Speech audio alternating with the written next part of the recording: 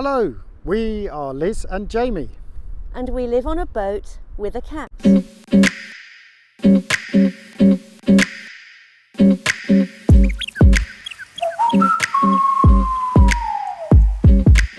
In the last episode, Jamie and Brendan had a great sail to Phuket Yacht Marina. A yacht running aground caused consternation.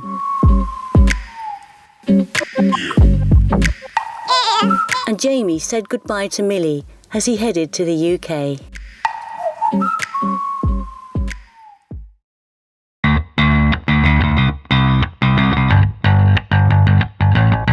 With Millie and Esper safely tucked up against the southwest monsoon, Jamie heads over to the UK to join Liz. The visit gives him an opportunity to catch up with his parents.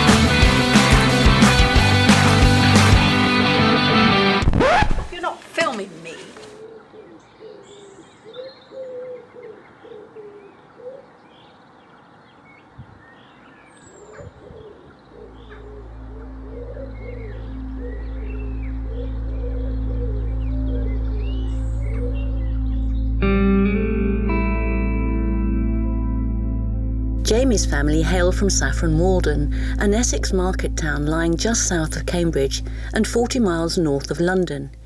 It traces its history to medieval times, though it's believed to have been settled as far back as the Neolithic period.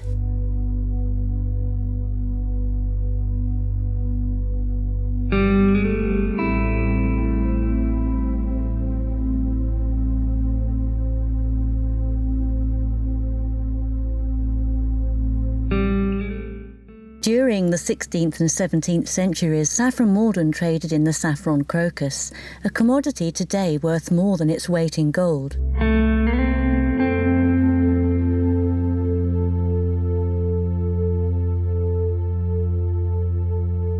The town takes its name from the saffron crocus featured on its coat of arms displayed within the castle walls, quite literally, saffron walled in.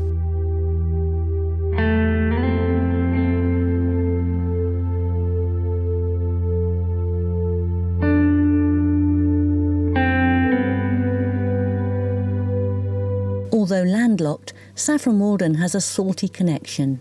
Henry Winstanley, creator of the first Eddystone lighthouse, was one of its notable residents.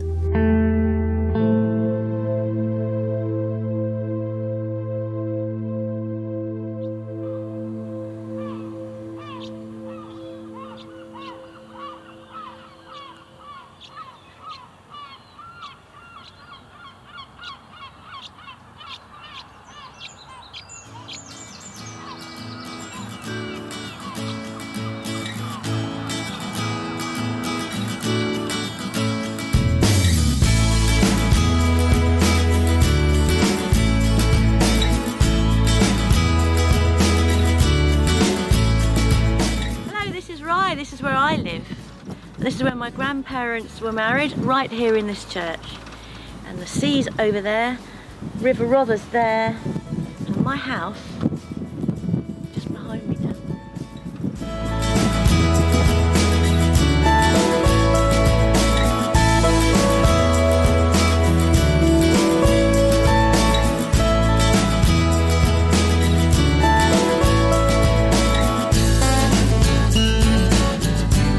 Rye on the coast of Sussex is an ancient port dating back before 1066 and the Norman conquest. It has a long history of fishing, farming and fighting, but is probably best known for smuggling. Today it is riddled with tunnels, vaults and secret passages. An escapade in the 14th century best sums up the spirit of this tiny town.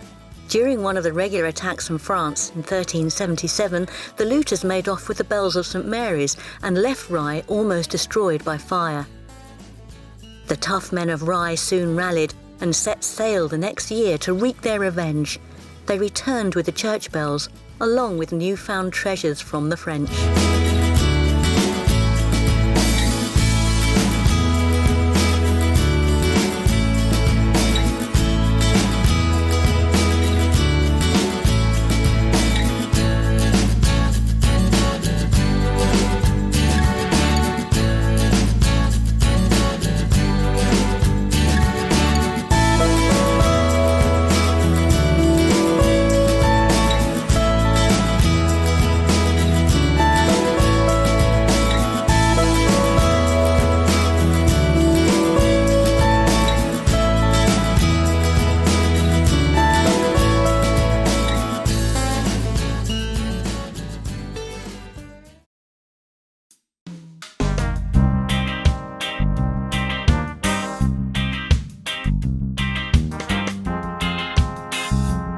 West of Rye is the lively seaside town of Brighton. We were lucky enough to be invited there by Lorraine and Marco Hof, who we had connected with online.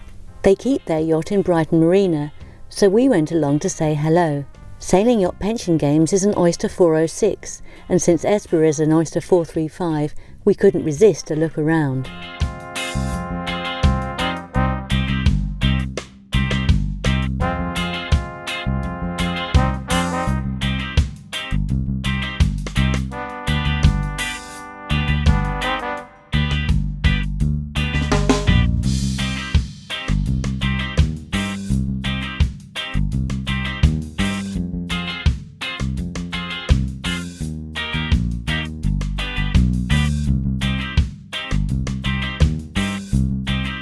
It was a beautiful English summer day, and of course, in typical yachty fashion, we couldn't resist a few drinks and a noisy night out in Brighton. Thanks for looking after us, Lorraine and Marco.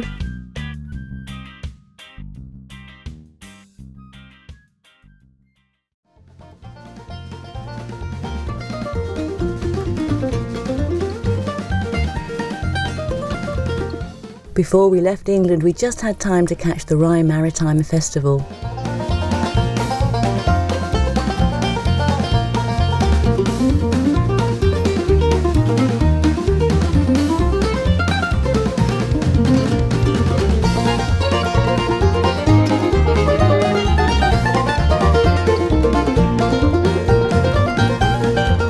Held every year on the Strand Quay, the festival has become a Rye institution.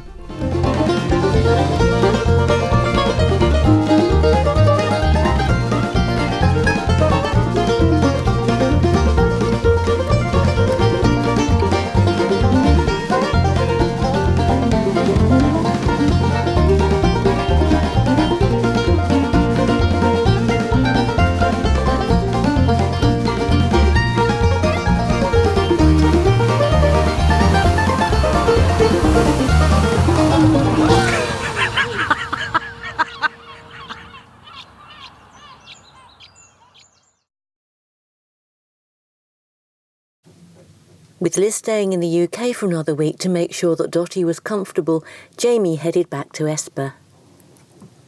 While we were away, two kind people had tended to Millie's every need, and it seemed that she hadn't been short of food. Trying to hide the extra pounds, she wore a disguise. Phuket Coast Guard, we need emergency medical assistance, over. Phuket Coast Guard, we need emergency medical assistance, over. Phuket Coast Guard, ED transporter. Phuket Coast Guard, ED transporter. Phuket Port Control, ED transporter. Phuket Port Control, ED transporter, press reply. A vessel requesting assistance. Do you copy? Over. Yes, sir. This is ED transporter. Can you hear me? Over. I can try and assist. Can you give me your position, please? My position is latitude 07 degrees 49.5 minutes north, longitude 098 degrees 25 Decimal 9 minutes, over. Okay, that's 07 degrees 49 spot 5 north, 09825 spot 9 east, over. Roger, that's correct. We need emergency medical assistant, over. Okay, can you tell me what kind of vessel you are, please? Our ship in there is under heart attack.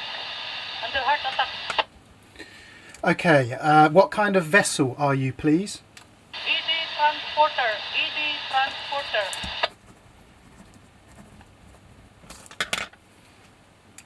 Okay, I'm actually based in a marina, but I will go and speak to the marina management right now and see what we can do. Over, and I'll get back to you. Over.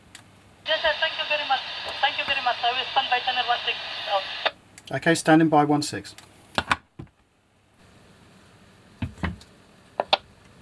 Station calling, Coast Guard. Phuket Port Control, ED transport. Station calling, Coast Guard, please come back.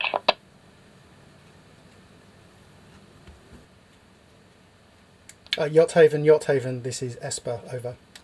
Yes, Esper, Yacht Haven. Yeah, they are, I think they're too far away, you can't hear them, but I've got a pretty powerful VHF so I can hear them, and so I'm just relaying for them to you to please call the Coast Guard for medical assistance, over. Okay, let me check which number, please wait a minute. Can you check with them that where exactly? Yeah, I have their coordinates here. Do you have a pen? Over. Yes. Okay, the coordinate is 07.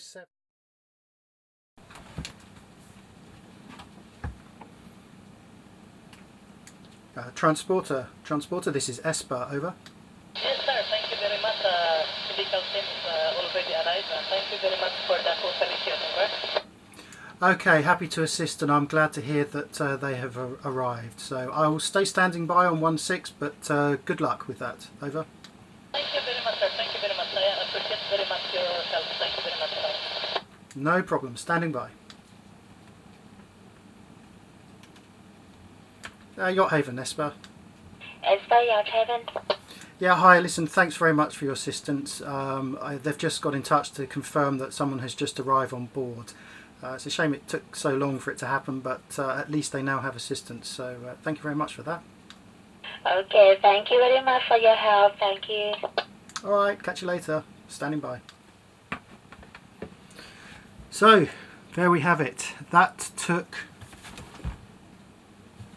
over an hour, well over an hour.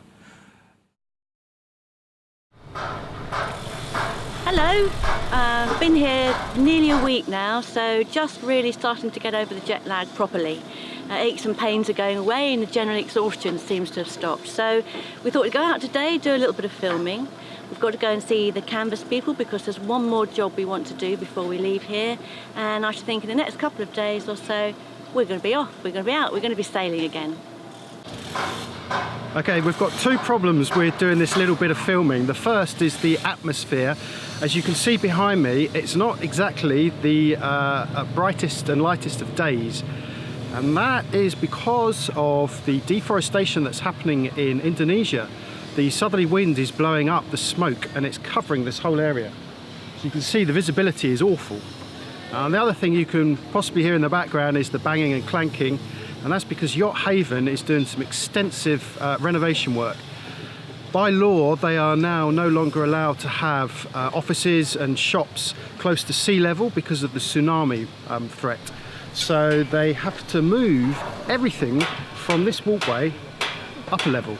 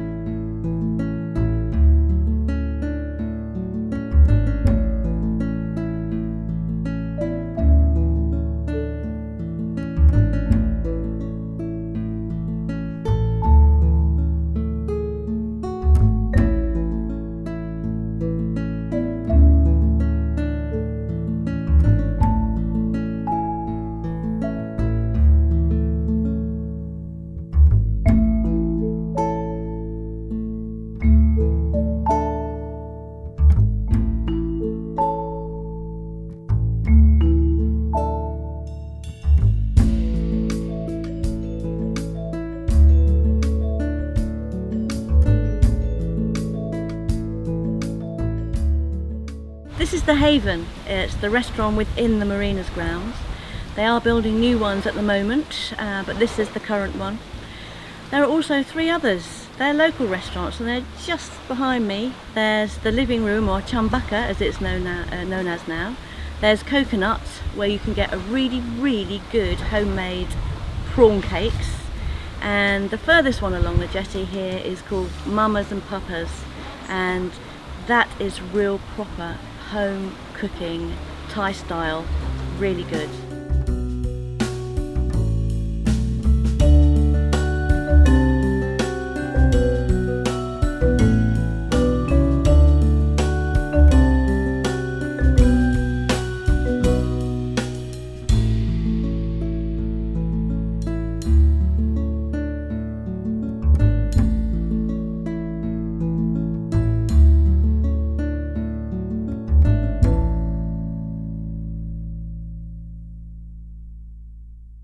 Okay, so this is Pla. Yes. Sawadee Cup. Pla, just tell me, what is it you do? What's your job?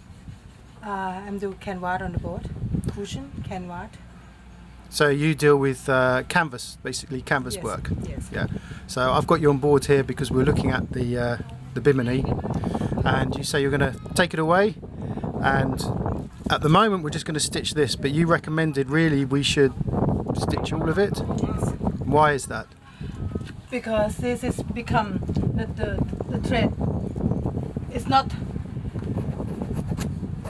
last long anymore. Everywhere, if you pull, you will see it's broken.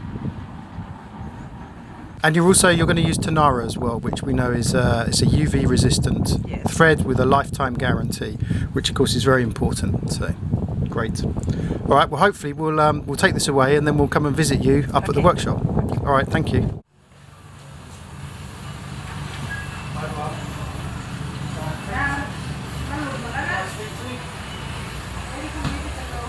But this being Follow the Boat, we didn't stop there. We asked Pla to repair our huge sunbrella awning too, and to make an additional simple cover that we can throw over the main boom when Esper doesn't need to be under full canvas. Great. Cap. So Jamie, we are getting ready to leave the marina. I've been back a couple of weeks since the break in the UK, just relaxing, getting back to speed. There's no hurry, but we need to get out of here. So what have you been doing this morning? This morning, Elizabeth, I have been checking the engine. So the engine sat here, hasn't moved for 2 months, and really it's the fluid levels, so oil, water, and the fan belt. So there's plenty of oil in there, we haven't lost any oil. Typically there's no water, so just filling that up. Had a problem with this because this is the cap, goes on top of the heat exchanger, hasn't been moved for 2 months, and it got stuck fast. So it took me about 10 minutes to dislodge this. It had rusted. It's not a good sign really, is it? And the fan belt's a little bit loose, but I'm happy to say that the well looks pretty dry to me. Tell me what we're doing. What's the plan? We're going to play with Millie for half an hour. What's Millie going to do? She's probably going to sleep. And we're going to go and check the outboard. We're going to make sure the outboard works properly, so that when we leave here we have a dinghy that we can get to shore. What if it doesn't work properly? We won't have to mend it. And who's going to do that? Probably I'll have a go at it. Yeah, I wasn't saying that to be provocative. I'm just making the point that Liz is our Chief Outboard Service Engineer. Well, I've done it twice. The outboard has been hanging off the back of the boat, of course, in the very wet monsoon period. So it's had 2 months worth of heavy rainfall on it. So there is a possibility it may be a bit funny, but it's now 5:30 in the evening. It's nice and cool. So should we go out? Stop jabbering, let's do it. Come on, Millie, let's come out. Right, well that's looking pretty good to me. Yeah, what was that, third pull? Yeah, So, really good. so there was quite a bit of fuel in there. I mean, really, you should actually leave these either full up or empty them. So I think we should probably put some more two-stroke in the engine. But you can see she's taking in the water, you can see the water's coming out, so the impeller hasn't broken inside, so that's working. And as is always with our little mortar, she ticks over nicely. So we need, what, 1 second of choke. As soon as it goes, push the choke in, and that's it. So yeah, pretty happy with that. Great. That's how the job ticked off the list. Ticked off the list. Marvellous. Time for a beer. Yeah. Recording. Recording. Come on. Say something. I don't know, what are we doing? I said ask me something. What's your name? Brain. What are you doing? I'm finishing off the water maker. So What, does that mean killing it? Just finishing it off? I think Getting rid of it? sometimes I wish I could. So just finishing off the plumbing. I plumbed most of it when we did the refit and haven't done anything since because we've been able to get away with filling up in marinas and places. So this is the last pipe I've got to connect. Once I connect that, we can give it a go at running it. If you remember, Liz, I was telling you about this piston that moves in and out in the centre of the water maker. Yeah. And I told you that there's this rod here that you use to push it off centre. I won't go into details. And I said that it had seized up, didn't Yeah. I? Well, I've just managed to crack it open and managed to move it. So that's something. Well, that's positive, It's positive news, yeah. So I think what we'll do is when I've done this pipe, we'll run it. How do we know that it's working okay? So we've got an excess water, a fresh water pipe that comes off this machine, which is what we use. We divert it to the water tanks, but it's got an overflow pipe and we can run it and we can just, it runs into the bilge. So we look in the bilge. So in other words, we'll see straight away if it's working or not, because if there's no water, am I right, that means the pressure's building up and we need to turn it off before it explodes? Yeah, so obviously the idea is that the water pressure builds up when it reaches a certain amount of pressure, the piston moves, this piston moves backwards and forwards, which is creating the high pressure. And that moves I think it's every 8 seconds or 6 seconds, I don't remember. So we'll know if there's too much pressure building up because the pressure gauge will just keep going up and up and up and up and up and nothing will happen. Okay. That means we've got excess pressure in the system. So okay. so we could be literally half an hour away from Let's see. Okay, we are now ready to turn on. So we've got Liz over in the by the control panel, and if you could turn on, Liz. On. So the water has been sucked through, and what we should see is the pressure builds up to about here, and then it gets released every 6 or so seconds. Nothing is happening, and we don't seem to be building up quite enough pressure. And that is because it moved. I don't know if you heard that clunk, but we have a leak. Not building up quite enough to push the piston inside, so I think we need to have a look at this leak. Okay, off. So it's kind of working, but not quite. Okay, I've got a little dentist mirror here, always quite useful, and it looks like, you can't really see this on the camera, but this is cracked inside here, which is not brilliant news, I'm afraid, because it means that A, we've got to take the thing apart, B, we have to get a new one, C, how do we get it here?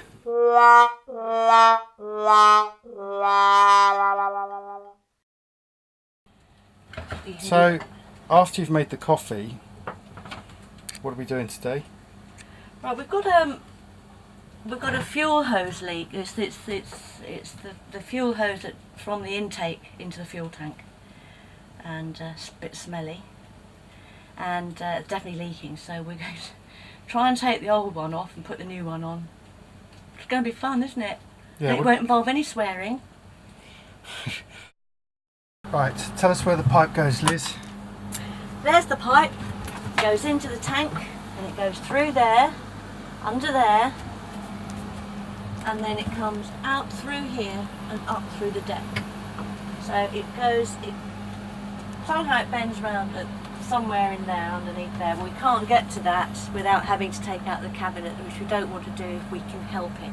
It's going to require emptying out the lazarette. Yeah. And it's quite a nice day today, so it's hot outside already, and so that's got to be cleared. Meanwhile, I guess I'll have to do that.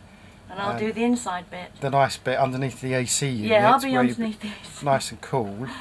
But we've got to. But it does mean that we have to take the bed apart. We have to remove quite a lot of stuff from lockers in the cabin, and make enough space for us to then both get in, try and get the old hose out and put the new hose in, which we bought the other day in East Marine. So what's the problem with the old hose? There's a leak, and I think you said to me that the leak was on the attachment just as it goes to the tank. Is that right? On the elbow. On the elbow. The elbow is okay. Yes. Yeah. The elbow's stainless. Yeah. But the pipe over time has just, like most hoses, has gone brittle. It's not ideal, but this is the only way that we can do it with the tools that we have. And I should add, of course, that were we to go out and buy necessary tools, we have to hire a car for the day to go down to Phuket, 20 miles away, blah blah blah. So it's not like we can nip over the road and just grab a tool to assist us. Anyway, I think we're getting somewhere. Of course, stupidly, I forgot to put the Jubilee clips on first, so we'll have to put them on afterwards. Why didn't we do this in the boatyard? Don't know. Did we know about it? No, we didn't know about it. We didn't know about it, but it was a bit silly to not just make the replacement anyway. There were a number of things we didn't do. Yes, very easy to say in hindsight. One of them is most of the hoses needed replacing. So if anyone's watching this and they are considering doing a refit, they've bought an old boat, consider all the hoses all the way through, because pretty much most of them we realised needed changing. Of course, there's probably a few people out there that are sitting there going, well, that's obvious, isn't it? Yeah. Well, we're two idiots, so we know that now. Speak for yourself, love.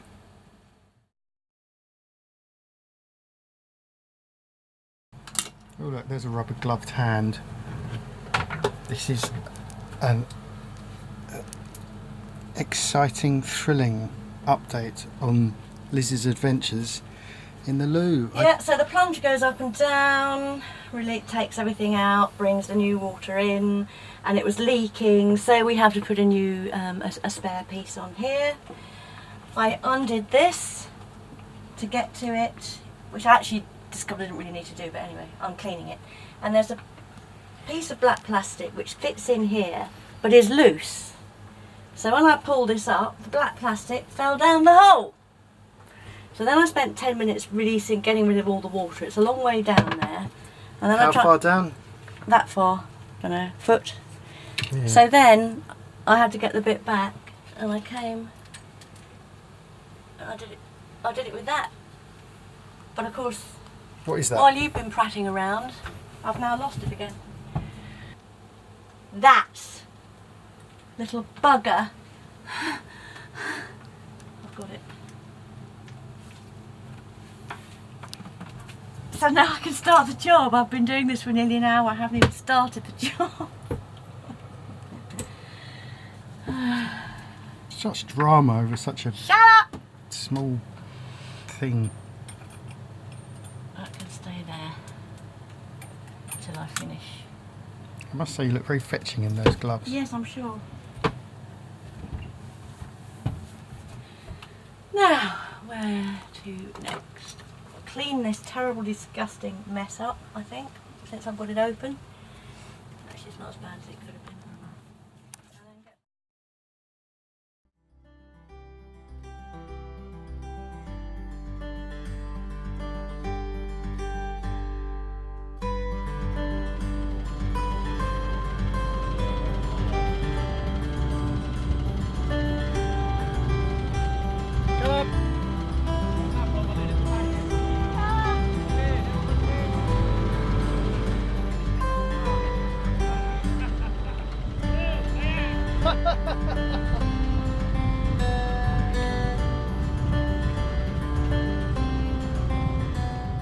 There were more jobs, of course, aren't there always on a boat?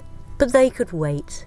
Esper was ready to sail, and we just wanted to get out of the marina, drop the hook, and admire the scenery for a while.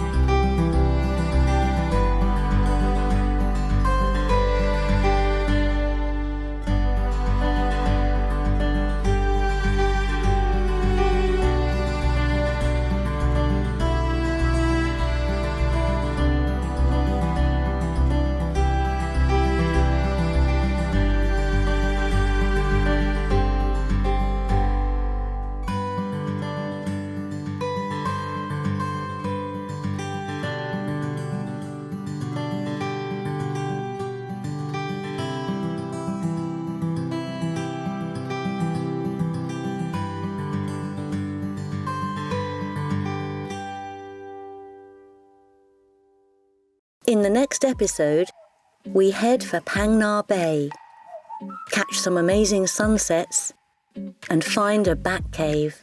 Follow the boat, follow the boat, follow the boat, follow the boat. If you missed it, you can catch our previous episode here. If you're interested in the technical side of boat maintenance, then check out our complete boat refit playlist here. If you're interested in supporting our videos, find out more about our Patreon campaign here. We'd love to welcome you on board.